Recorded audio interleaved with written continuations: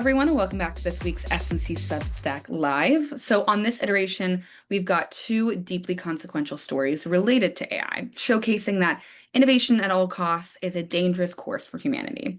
And we're wrapping up today's conversation with an open mic that invites your hope and your creativity, because if there's one thing that we really want to do here at SMC is we want to attempt to leave you all techno-optimistic. But before we start, I want to thank Schuyler for jumping on today's conversation. Obviously, we know that, I'm here from SMC as the director of Gen Z advocacy, but Schuyler is not only new to SMC, but is also newer to the conversation. So Schuyler is a youth AI advocate and a member of the NextGen Board at SMC. She has a deep interest in AI chatbots, specifically the ways in which they are attempting to replace and not coexist with human beings in its current form. So now that we know who we're talking to and we have kind of the topic, let's just dive straight in. So, Schuyler, first, let's talk about a deeply troubling development in AI and teen safety. So, a recent investigation found that Character.AI, a widely used chatbot platform, and user-created bots have impersonated real celebrities like Timothée Chalamet, Chaperone, and Patrick Mahomes. They interacted with teenagers and sent them sexual content, discussed drugs and self-harm, and even encouraged secrecy from parents. So despite Character.AI's safeguards, like under 18 safety models and parental controls, researchers noted inconsistent enforcement and continued to have exposure to harmful content for young people. Now, Schuyler, as a young person, talk us through how young people, in your opinion, have been interacting with these chatbots and AI specifically, and your opinions on what it's really doing to your generation. So the most common form of use of AI I see around me, especially within school, is the use of AI for simple homework, any assignments. Um, I think that there is a large issue with the kind of safeguarding with AI and regulations around AI. And as seen here, the under 18 safety models and parental controls aren't as strongly enforced as they should be, to the point that this is happening, where um there's sexual content being spread on on chatbots. And I think it's honestly harming our ability to not only learn in school, but learn about the world around us, how to interact with each other. um and I think that um AI, honestly, while it is very helpful, there need to be regulations to it. Mhm. Um, so it's not the first thought in everyone's mind, because there was a study on the brain activity while using AI, and a Mhm. lot of the brain is dormant while you're using AI, and you may as well be staring at a blank wall. Mhm. No, I think that that's a really good point, especially because one of the things that I've been really worried about, and I've had a lot of conversations with Steve and other people in SMC and beyond, is like cognitive offloading. And to your point, saying, well, we're finding all this data and new information out about how our brains just are not functioning at its peak capacity when you are using AI. And I think that there's obviously, like with most things in this world, like you can use it in moderation. Like there is a way to properly like go about engaging, but it's really hard when like these new AI models have been deployed and, to your point, are being used vastly across our generations. And there's not a lot of like guidance because most people don't really know how to properly use it. And whether it's Character.AI or whatever chatbot or platform that was used in this scenario, it can just be deeply troubling when it's not used correctly. But, next I kind of want to talk about a Reuters investigation that also going off about AI, exposed that an internal meta policy document once permitted its AI chatbots across Facebook, Instagram, WhatsApp to engage in these like romantic or sensual conversations with minors, dispensing false medical advice and even propagating racist content. So after the report surfaced, Meta removed the problematic sections and pledged to revise its standards. So the findings triggered this like bipartisan backlash, with lawmakers pressing for formal investigations. So now, like I said, this report triggered this bipartisan backlash, but what I'm more interested in is whether or not you think this triggered generational backlash. So, especially across Gen Z, do you think young people are angered or frustrated by the lack of guardrails that have been put up by these chatbots and by these I, companies? sorry. Um, I don't see a lot of frustration. Um, and I don't see a lot of reactions, and most of the research I have done has been in kind of social interaction as a and replacing chatbot AI, AI chatbots for that. I haven't seen many specific kind of responses to not having guardrails. Um, I'm not exactly sure. However, I doubt there would be much frustration, especially if some teens are getting access to media they wouldn't otherwise. Mhm. In general, though, when we're talking about like you had mentioned like the usage of AI across your generation is kind of like concentrating around like getting help with, homework and all of that. But like I want to go back to kind of what you were mentioning earlier that you've done some research and I think, yeah, people are using it for help on homework. Yeah, people are using it to like just help them out in their daily lives. But like it is getting to a point where there's kind of like an emotional attachment. Like there is like a level or layer here where it's replacing human interaction and like human engagement. Does that scare you? Like talk us through your interest area and why that's kind of fascinating to you. I think replacing AI for social interaction causes such an issue where Gen Z aren't developing the same social skills, they're not having the same conversations with others. Um, they're not even having relationships with others. There are some Gen Zers out there who may just come home from school or come home from work or whatever they're doing and spend the night talking to AI.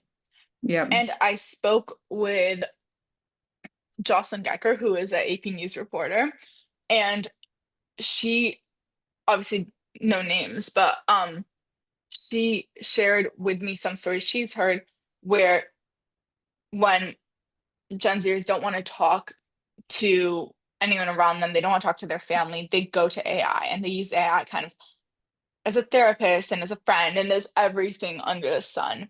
Um, and I just think that's incredibly harmful to society and to the development of our generation. Mm.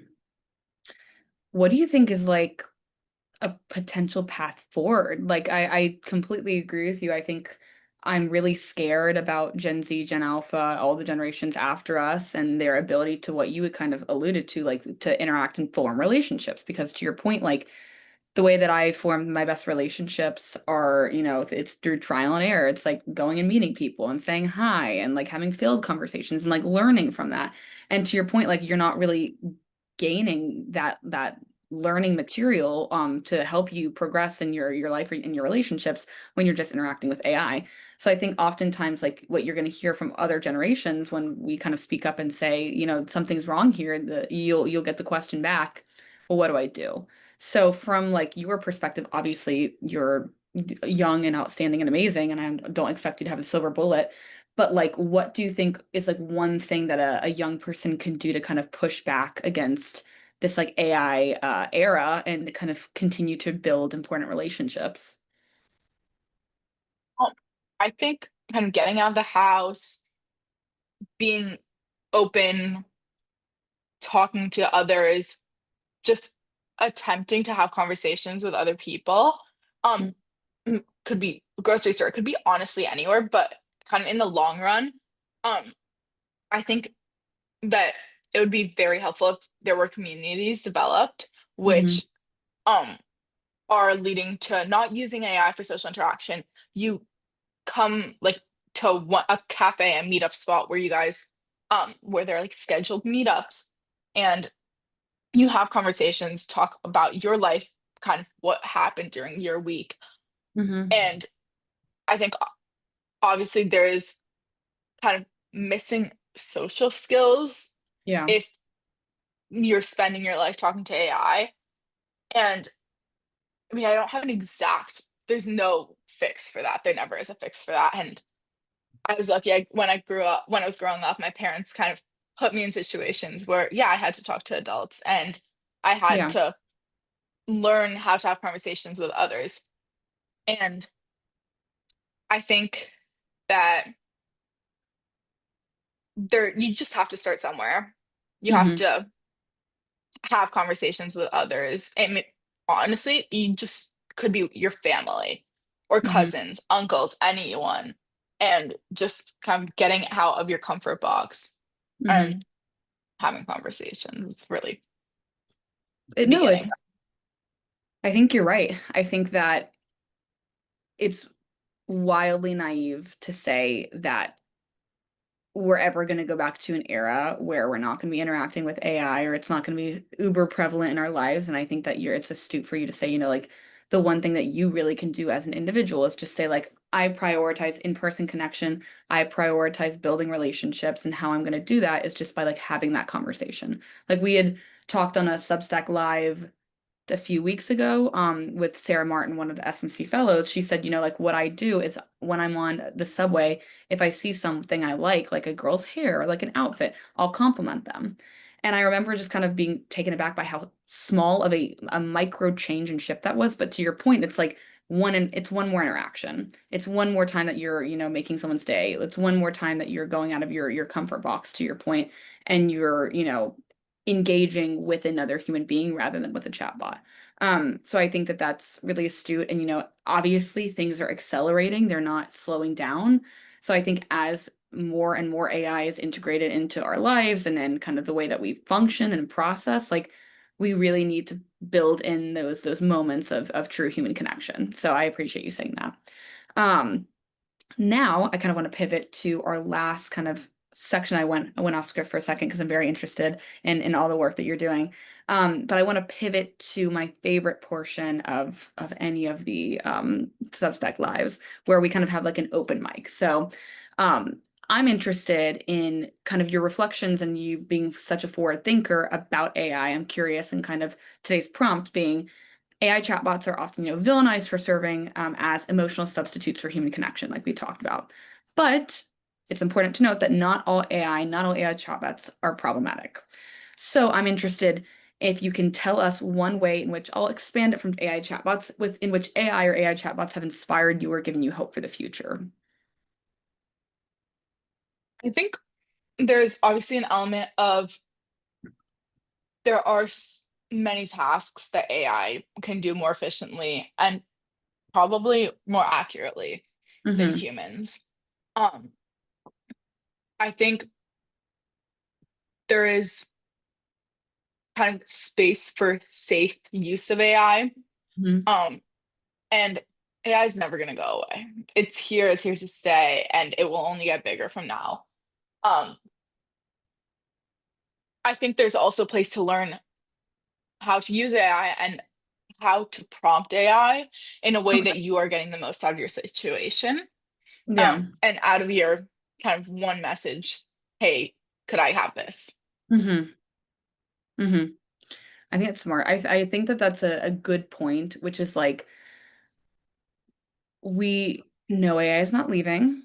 We know it's here to stay, but the only way to productively move forward is to say like, well, there are multiple ways to productively move forward, but one of the most important ways in my opinion is like how do you teach those young like fifth graders or fourth graders how to use it properly? Because like if I were when I was in fourth or fifth grade, I didn't have this. That would have changed the game. I actually served in my high school on our thing called like honor court, which was like where if you got caught cheating or something like that, you'd be sent there. Um, and I can't imagine nowadays like what it's like with AI. So it's like again, I think that we just constantly have to adapt, especially in learning environments, and be really proactive about teaching individuals about how to prompt, how to catch hallucinations, how to engage with AI in a way that like really not in a way that uplifts their humanity and allows them to reap the benefits of AI in the online world, which I think we talk about all the time with social media too. It's like, how do you find that balance?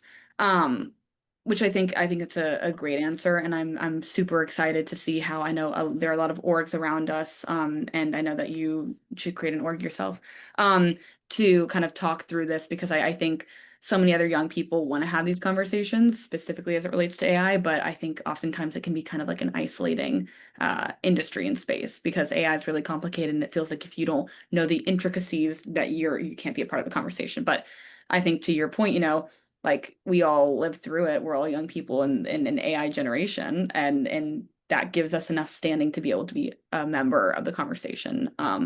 So I think that with that note, I will throw it back to you for one more or any more comments to say, like, what are you most looking forward to in terms of your own work as like an advocate? Like, what are you hoping to accomplish over the next like year? Um, I think over the next year, so very stressful of a year. Um, Junior year gets to everyone. Hmm. But um, I think my main goal is to launch, well, my kind of plan, it's Only Humans, which is an organization where I want to bring together teens and um kind of anyone from Gen Z. And honestly, I feel like closing it off to Gen Z is very secluded, but like anyone, absolutely Hmm. anyone who either has had experience using AI to replace social media and to share their story. And I think that's how it's going to start as kind of come on here, share your story. You can be anonymous, whatever you want, just spread awareness about any experience you have had personally, um, any experiences you've heard about, and just to bring together a community of people who want to fight for both the regulation of AI chatbots, whether that, not exactly sure how it's going to go yet, but whether that be government or simply just more regulation through the AI companies themselves, and then also um, stop using AI for social interaction, replacement of social interaction. Hmm. Absolutely. Well, obviously, we are going to have you back on when you have kind of launched this because we want individuals in the SMC community to engage as much as possible.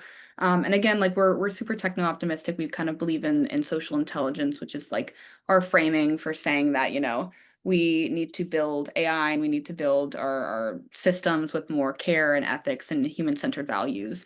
And it sounds like that's exactly what you're seeking to do is like figure out, how can we storytell surrounding AI and kind of build better products? How can we have more informed decision making as it relates to AI? So thank you for doing that. And we're super excited to support in any way. But yeah, I want to thank you specifically for, today's rich dialogue and the important insights, especially as we highlight what's at stake, our team's safety and the future of like technology. So to our conversationalist, super excited that your perspectives brought so much clarity and hope and to our community here at SMC. So let's carry these lessons forward into designing and demanding better AI systems. So we want to thank everyone for listening, but please join us next week as we turn our attention to other topics as it relates to the digital world, and we bring on another NextGen board member. But we're thankful for all of you for listening in, and we look forward to another conversation.